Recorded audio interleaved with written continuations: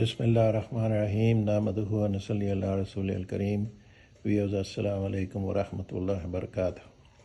This video is about the background of some English translators of the Quran.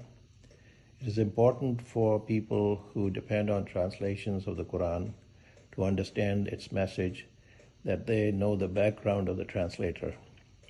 So in this video, I'm going to mention the background of Muhammad Zafarullah Khan, a well-known Ahmedi Qadiani translator of the Quran. As has been said before, Ahmedis are very active in promoting their message in the West under the label of Islam.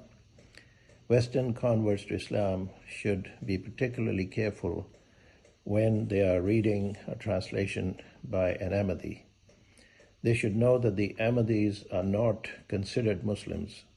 As a matter of fact, Ahmedis themselves make it clear that they are Ahmedi Muslims, not just Muslims. So they want to make that clear to the people.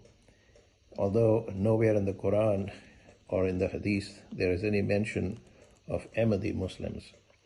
In this, it is not surprising that whenever the Quran uses the word Muslim, they translate it as submission or surrender. They try not to use the word Muslim. Instead, some other word like submission or surrender is used. In other words, they deliberately separate themselves from Muslims by calling themselves Ahmedi Muslims. Unfortunately, the people who came into power in Pakistan at the time of its creation in 1947 had little or no knowledge of Islam. They had been educated in British schools and universities, knowing more about English literature and philosophy than the Quran and the Hadith. Such people considered Islam to be an obstacle in the path of progress. They blamed all the problems of Pakistan on Islam and the ulama. The British gave top positions to such Indians who were well-versed in their culture and tradition. The further away they were from Islam, the closer they were to the British. Such people looked down upon the ulama as being backward and uneducated. Islamic education was discouraged during the British times. Only the poor sent their children to the Islamic schools called madrasas. In this background,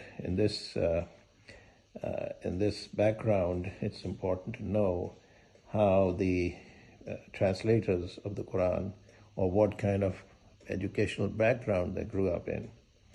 If we look at the educational background of Muhammad Zafarullah Khan, the Qadiani Ahmedi translator, one will get a very good idea how these people were indoctrinated by the British and how they were patronized by the British. A few words about the background of Zafarullah Khan. He was born on February 6, 1893 in Sialkot, which is now in Pakistan.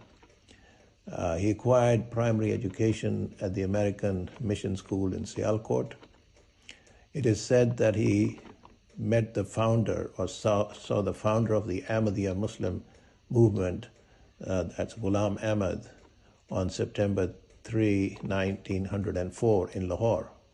It is said that on that day, Zafarullah Khan considered himself to be an Ahmadi. So he was no longer a Muslim, but he considered himself to be an Ahmadi Muslim. He visited Qadian, that was a place where Ghulam Ahmad was, for the first time in September 1905, and it is said that he personally offered allegiance to the promised Messiah. Ghulam Ahmad was considered by Ahmadis to be the promised Messiah on September 16, 1907. Furthermore, it is said that he became the Amir, the leader of the Ahmadiyya Jamaat in Lahore during the period 1919 to 1935. It's also said that he delivered a laudatory address before the Viceroy of India on behalf of the Ahmadiyya Jamaat in 1921. In 1923, in December, he delivered a lecture for the first time at the annual convention of the Ahmadiyya Muslim movement on the topic of onslaught on the movement on Christianity and its effects. It's further said that he served as secretary to the Khalifa of the Masih. Ghulam Ahmad was considered the Messiah, so his successor was known as the Khalifa, so he served as a secretary to him. In 1924, he had the privilege of serving in this capacity 17 times. It goes on to say that he represented the Ahmadiyya Muslim movement at All Parties Conference held in 1924. So his credentials or his background is deeply rooted in the Ahmadiyya movement, which started in the early part of the 20th century. Unfortunately, at the time of the creation of Pakistan in 1947, he was appointed as the foreign minister of Pakistan, and he remained in that position until 1954. One can imagine the level of Islam or the knowledge of Islam of the people of that time, who knew that he was very much committed to the Ahmadiyya movement, and he was still given a very high position.